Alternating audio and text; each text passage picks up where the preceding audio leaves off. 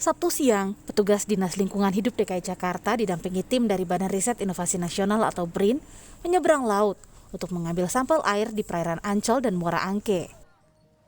Inilah respons Pemprov DKI atas temuan riset soal tingginya konsentrasi pencemaran parasetamol atau obat demam dan nyeri di Teluk Jakarta. Memang, pengambilan sampel air laut seperti ini rutin mereka lakukan 2 kali setahun untuk memantau kualitas air. Namun keberadaan parasetamol tidak pernah diteliti dalam sampel jika mengacu pada aturan parameter nutrisi dalam baku mutu kualitas air laut Indonesia. Sampel air laut ini pun akan dibawa dan diteliti di laboratorium. Sesuai dengan arahan pimpinan, kami mengambil sampel di lokasi yang memang sebetulnya kita lakukan di 1 tahun 2 kali ya. Namun memang sesuai dengan baku mutu yang tertuang dalam PP 22/8, sebetulnya parasetamol itu kan tidak ada gitu. Jadi pada hari ini kita ngambil dan nanti kita kasih ke laboratorium yang bisa melakukan itu.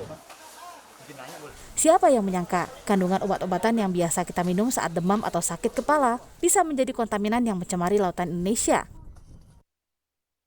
Itulah yang pertama kali diungkap oleh peneliti Pusat Penelitian Oceanografi LIPI yang kini menjadi Badan Riset dan Inovasi Nasional, Wulan Koagou, Zainal Arifin, dan sejumlah peneliti internasional lain yang diterbitkan dalam jurnal Marine Pollution Bulletin, ScienceDirect.com pada Agustus 2021 lalu.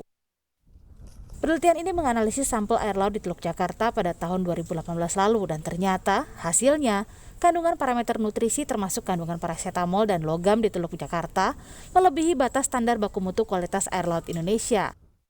Konsentrasi tertinggi parasetamol ditemukan di Angke dengan kadar 610 nanogram per liter dan Ancol dengan 420 nanogram per liter.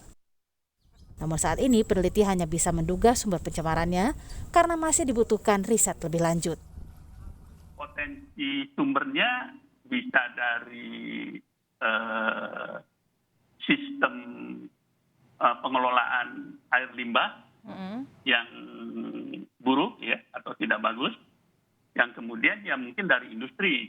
Nah, artinya dari industri juga kan dari sistem pengelolaan limbahnya. Jadi mungkin itu yang perlu menjadi perhatian kita. Oke, baik, saya ke Dan juga ada potensi ada juga potensi dari perilaku kita juga publik, misalnya sisa-sisa obat yang kita tidak habis kita minum ya, kita buang kan. Lantas, apa sebenarnya dampak pencemaran parasetamol di laut untuk manusia atau biota laut?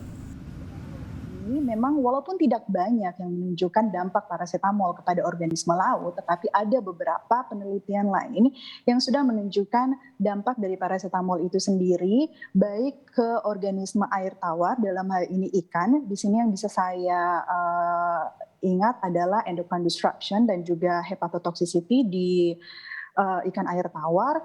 Nah, selanjutnya kalau untuk organisme laut, ada beberapa penelitian yang juga telah menyebutkan efek-efek dari parasetamol ini ke kerang, oyster maupun kerang biru, dan saya sendiri juga meneliti mengenai efek parasetamol pada kerang biru itu sendiri. Intinya ya punya efek, tetapi tentu saja karena ini masih merupakan hot topic saat ini sehingga penelitian lebih lanjut akan sangat dibutuhkan. Peneliti juga tengah mendalami dampak paparan pencemaran parasetamol dalam jangka panjang terhadap biota laut, salah satunya kerang biru. Hasil riset menunjukkan paparan jangka panjang parasetamol dalam konsentrasi tinggi bisa memengaruhi sistem reproduksi kerang dan dikhawatirkan bisa menekan populasinya.